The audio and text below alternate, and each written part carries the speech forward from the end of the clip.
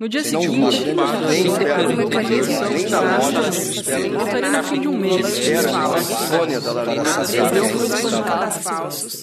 Eu gosto de ler cultura egípcia, história antiga, história do Brasil. Literatura oriental. Eu gosto de romance policial. Eu gosto de história. Tudo aquilo que lemos pode ser chamado de texto, seja uma bula de remédio ou um romance. Mas atenção, nem todo texto é literário.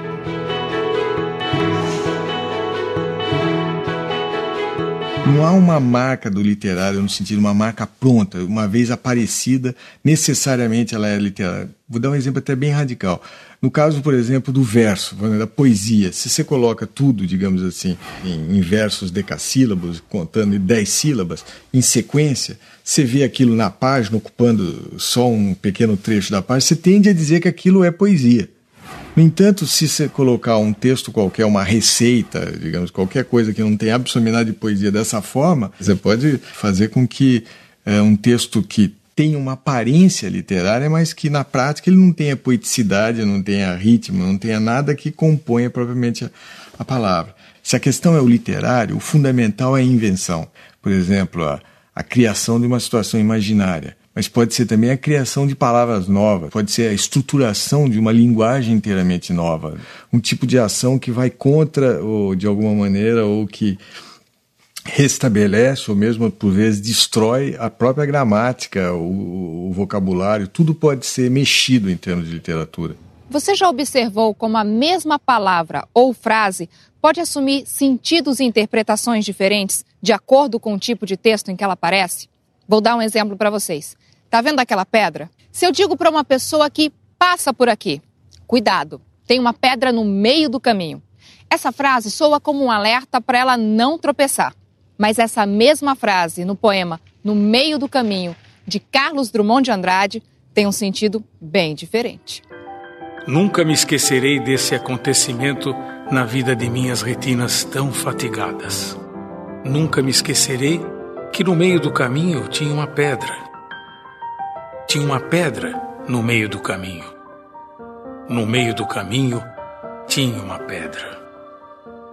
A palavra pedra, ela pode dizer muito da ideia do obstáculo, da dificuldade, mas ela pode ter um horizonte muito mais expressivo, que diz respeito ao próprio significado da poesia e da atitude poética, né, do Carlos Drummond de Andrade. Uma poesia que procura se confrontar com os desafios da vida, que recusa a ideia de uma transcendência que venha nos redimir a nossa existência, né, e que de fato insere o homem, né, nessa luta, né, com a sua vida, com o seu dia a dia, com a sua existência. A poesia é o belo trabalhado, é uma artesania. Ela acontece, ela chega ao fim quando você conseguiu dar as formas, a harmonia, o som, a cada palavra, a cada sílaba, a cada letra. Juntando letras, sílabas e palavras, o poeta Manuel de Barros cria muito mais do que frases ou versos. Ele cria imagens. O rio que fazia uma volta atrás da nossa casa era a imagem de um vidro mole. Passou um homem e disse: essa volta que o rio faz se chama enseada. Não era mais a imagem de uma cobra de vidro que fazia uma volta atrás da casa. Era uma enseada. Acho que o nome empobreceu a imagem. É isso que eu chamo de desenho verbal, né? Que você consegue colocar uma imagem na vista do leitor. Colocar uma imagem na vista do leitor. Bonito, né? Só que o olhar varia de um leitor para o outro. Afinal, cada um de nós faz a própria interpretação da obra literária. E quando um livro atravessa gerações, então... Há também essa ideia da obra de arte como, vamos dizer assim, uma metáfora duradoura, quer dizer, como uma construção que permanece no tempo. Ela permanece, digamos, interessante, muito além do tempo em que ela foi escrita.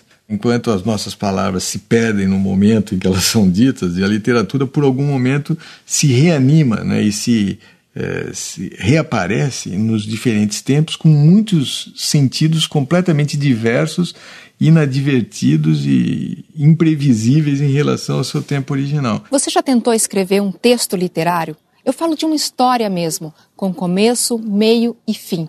Como será que o autor cria os personagens? Escolhe onde e quando a trama vai se passar? Para saber desses detalhes, só conversando com o escritor.